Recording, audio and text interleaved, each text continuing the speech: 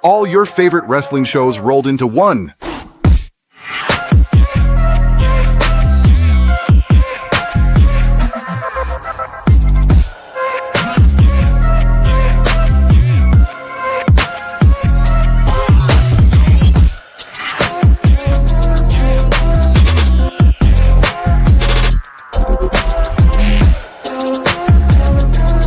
Welcome to the We Book It podcast. Let's start the show. Welcome in, everybody, to another episode of the We Book It podcast. Listen, guys, I'm your host, Virgil, here for the Who's Next in NXT recap show. I appreciate each and every last one of you guys for tuning in. Make sure that you like, share, and subscribe so that you never miss a moment of We Book It. Listen, guys, in this episode, we got Dark Steak versus Hank and Tank for the tag titles. We got Fatal Influence versus Sol Ruka and Azaria versus the Culling tag title #1 contenders match. We had Ethan Page versus Tavion Heights, a flag match. Josh Briggs versus Javon Evans. We had Laney Reed versus Fabi Apache. Listen, this pre-homecoming episode of WWE NXT was on point. You got a lot of setup for next week's show, and I know next week's show is going to be huge. So NXT opened up with Evans walking through the crowd to the ring and calling out Briggs, who did not waste any time coming out to the Kickstarter brawl. Once they got into the ring, Evans nailed a kick following a frog splash for a close 2 count. The young OG stayed on his opponent and kept Briggs on the defense until the big man was able to get in a few shots and then take control. Evans tried to make a comeback, but Briggs yanked him off the apron and his face hit hard. Evans recovered and ended up hitting a suicide dive and then sent both the men over into the top rope. They battled through a break into the next segment. Both men got in some big moves, but it was Briggs who got the win when he countered Evans coming off the top rope with a huge shot to the head with the chain wrapped around his hand. Even though he had to cheat to win, this is actually pretty major. Javon Evans is coming off a main event run. So the fact that he's opened up the show and losing to Josh Briggs, that means that the company must see something in Josh Briggs. They also want to keep this feud going. You know, Javon Evans is going to eventually get his win back, but you also see that they do believe in Josh Briggs. Next up, we had a return. So listen, DIY was in the ring, and Tommaso Ciampa said returning to NXT always feels special, especially since the 10-year anniversary of DIY is close.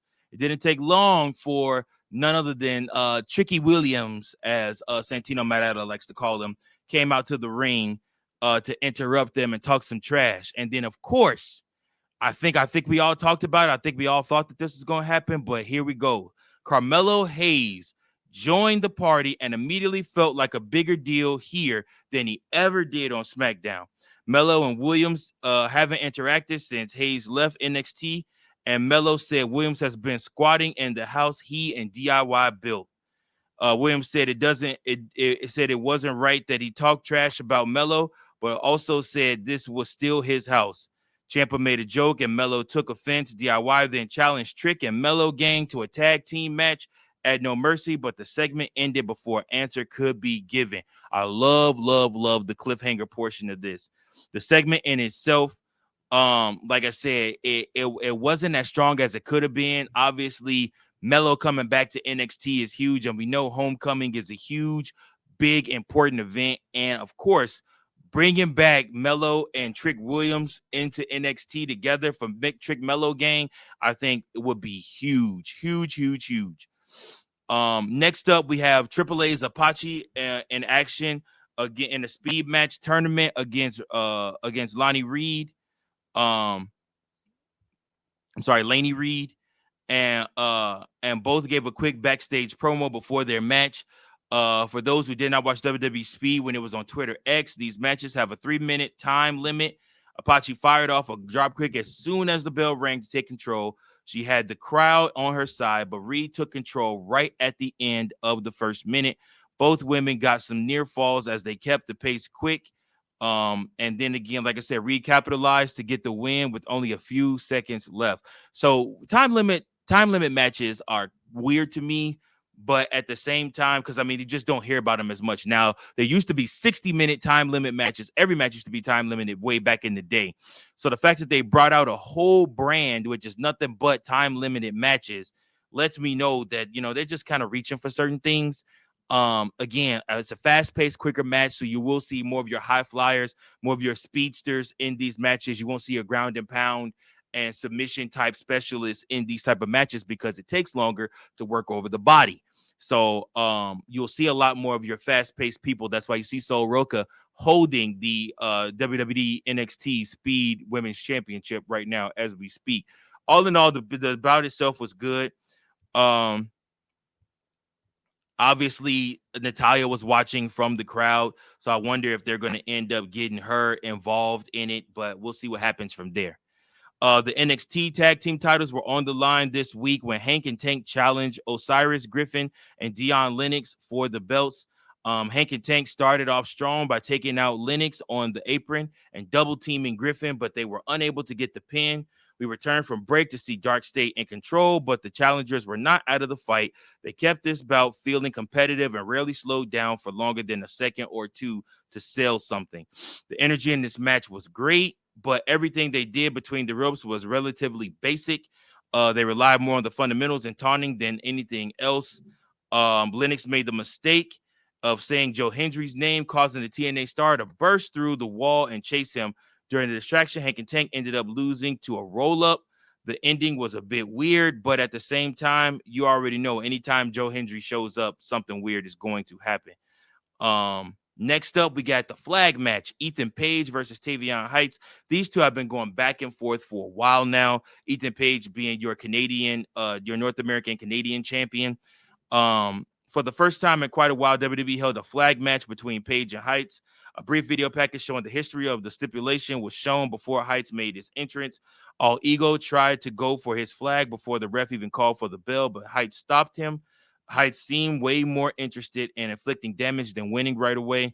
Despite taking a bad fall out of the ring, Page took control for a little while. He almost cost himself the match by bringing Tavion to the corner with the American flag, but he was able to prevent him from pulling it down.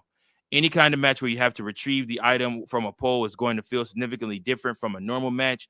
So it always is a little hard to judge these things. But Heights was able to claim the flag and win the match. But sadly for him, the North American Championship was not on the line. And then out of nowhere, Tyler Breeze showed up and posed next to Page's unconscious body to end the segment. So it might looks like it looks like Tyler Breeze will be facing Ethan Page probably for the North American Canadian Championship at Homecoming next week, which I would not dispute that at all. I think that would be great. Last but not least, the Culling versus Fatal Influence versus Sol Ruca and Zarya. The winner of this match will get a chance to fight Charlotte Flair and Alexa Bliss at NXT Homecoming for the Women's Tag Team Championships. This triple threat number one contenders match was also an elimination match. So the winners would have to beat both sets of opponents, not just one. One member of each team was legal at all times. So this match really had a lot of chaos all the way around. Nico Vance and Sean Spears ended up getting taken out by the four women who were not in the culling because they were tired of the presence at ringside. Then we returned from a break, and Izzy Dame, Fallon Henley, and Ruka were all struggling to get to their feet.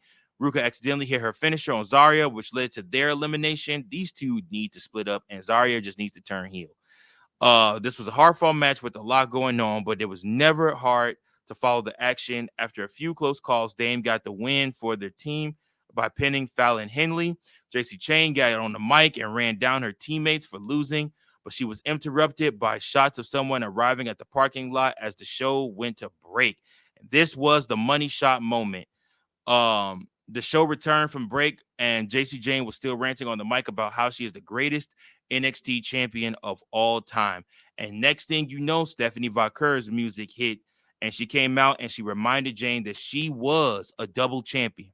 Then after that, Tiffany Stratton's music hit, and she comes out and she's your current women's WWE champion. And then last but not least, the Eradicator came out, and she reminded everybody that she also was a long reigning NXT Women's Champion. This set up the 6-woman tag team match for Homecoming. The show ended with the baby faces driving Fatal Influence out of the ring. Like I said, it was a pretty good show all around. I would rate it probably a C+ or a B-. It was basically a setup show for next week. Expect more surprises, though, on that Homecoming episode next week. Listen, I appreciate each and every last one of you guys for tuning in. I hope you guys have enjoyed Who's Next with NXT. Until next time, keep those booking pencils sharp